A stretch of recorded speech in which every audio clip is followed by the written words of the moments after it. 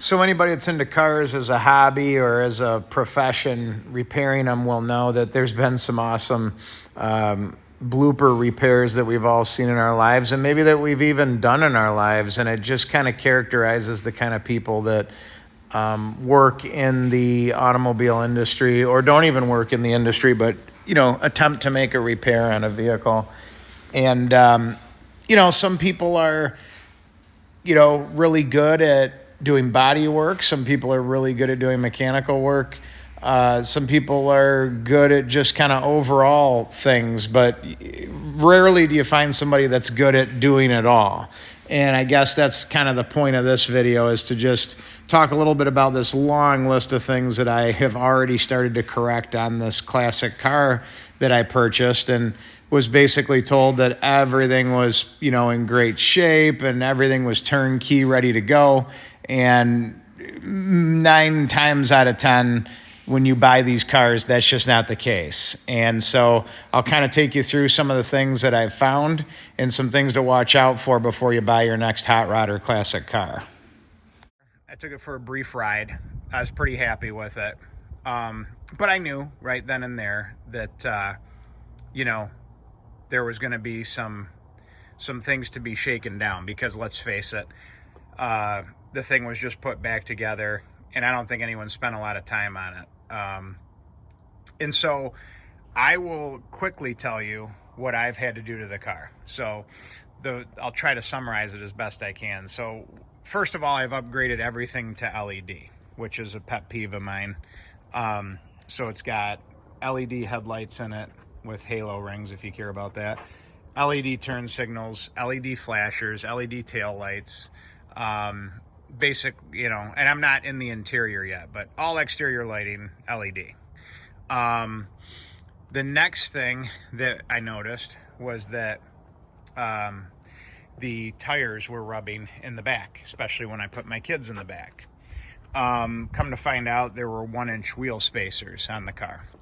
Why they did that, with the fact that you have so much clearance to the leaf on the inside, I have no idea. But as you can see, basically destroyed the tire on the first drive that I took the car on. So the wheel spacers came out, the lug studs were changed, and we got rid of that problem. Other issue, it was leaking gasoline like crazy. Come to find out, there was no vent connection on the sender. So it was just spilling fuel all over the ground, and lots of it if you filled it up. The next problem was that, and I forgot to mention, the fuel door is not there, shaved, which is pretty cool. So it's in the trunk, which is neat, and the trunk's all finished out. I'll do that video another time. So the next thing noticed is that it did not have good voltage going to the sniper unit. And so and this is not cleaned up yet, obviously, but I ran first of all, off the alternator, there was a 12 gauge wire that fed to the firewall, and that's supposed to charge the car, supposedly. So the first thing I did is run a number 6 back to the battery directly, which is in the trunk. If any of you know anything about trunk mounted batteries, if you don't run extra big cable to, not only your starter, but the rest of the car and different accessories, then you're tricking yourself, because you're going to have all kinds of electrical problems if you don't. So we got a number 6 off the Power Master 1-pole regulated alternator going all the way back. The alternator was not grounded. We've now grounded it to the block. There was no ground strap from the block to the body. Now there's a ground strap. We also ran 4 8-gauge wires up, 2 powers, 2 grounds, one for the Holly, one twisted pair for the Holly, and 1 twisted pair for the MSD. And the other thing we did is we took the cooling fan circuit and we moved it off of the firewall, and we ran it right to the alternator over here. So we got a nice short lead to power these fans that are draw a lot of juice. So that was kind of at a high level, some of the things we did. There's all kinds of little things I think I'm forgetting about. I put seat belts in the car. It didn't have any seat belts. So then, back to the funny stuff. One of the things, and I always like to show you guys what I find in these old cars, is this. So, what is this? Well, you might look at it and say, it's a fuel line. And you'd be right. But it was not used as a fuel line. It was used as a power steering line. So instead of creating a nice hydraulic line, we wound up using AN fittings and plastic nylon braided hose, and I wound up with a power steering failure and power steering fluid all over my driveway. So that was kind of a funny thing where you can picture yourself in a custom car shop. You're trying to get a car done. You don't have time to do a power steering line. And so you just tell your shop boy, hey, go make up a fuel line and we'll just put that in there. So that was kind of funny. The other funny thing was this radiator. So the car's overheating the moment I get it. It won't stay cool. Actually, the lower radiator hose exploded and I wound up with coolant all over my driveway as a result of this wonderful piece.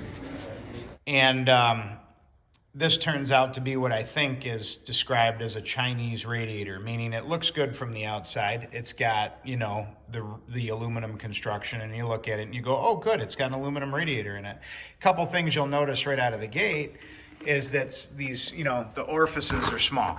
So this guy here is way smaller than the water pump size. The top one is like the normal size, but the top and the bottom match, which on the radiator it's in the car, the bottom's way bigger than the top. Then you've got a dead giveaway chrome cooling fan. Anytime you see that, that's a problem. That means that it's probably not a great fan. And it wasn't. So this guy here, we're talking, shutting car off in the, 220 range, barely keeping it cool, barely able to take it for a drive. And now I've got the Be Cool radiator on it with the 16-inch fan, and everything seems to be well in the world. Also, like lower radiator hose, you go from this outside diameter, which the new hose on the car connected to the Be Cool radiator has that diameter, not the diameter of that tiny metal flex joint down in there. So just little things that, add up. The speedometer's way off, so we've got the correction gear. And last but certainly not least are the front lower control arm bushings, which I was told everything in the car on the front end is nice and tight, all been replaced. And what I'm finding is that not everything was replaced. The ball joints and front suspension are decent, but I found that the steering gear needs to be replaced at some point. It's not terrible. And the lower control arm bushings were so bad that at one point the tires were squealing on the front end as I was going down the road. So that's been addressed now and pretty much good to go. So I guess the moral of the story is you're never going to buy one of these classic cars and everything's going to be 100% perfect. It just never happens. But I feel like in this case, I was kind of duped a little bit on this car. I was told everything was perfect. I did expect some bugs, some little things, but there's a lot more to this car that somebody had not sorted out. If it was just going to be the car show cruiser on the weekend and you're driving 5 miles to and from, it might have been okay.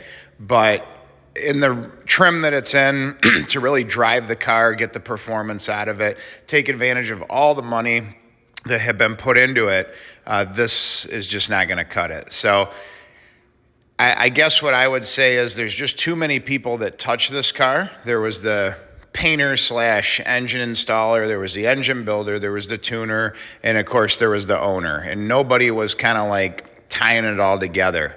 So as you go to look for a classic car in the future, these are some of the things to watch out for, right? The wiring is always an issue. Cooling seems to always be a problem. Simple things like tires, right? I mean, tires are almost always bad on a lot of these cars. Suspension, is another thing to pay attention to. Of course, real important thing is brakes. A lot of people have not upgraded the brakes yet. They've upgraded the horsepower. So just keep an eye out for those kinds of things as you go out there and look at your next classic car and have people tell you things that have all been done to it, but they've failed to tell you the things that haven't been done to it.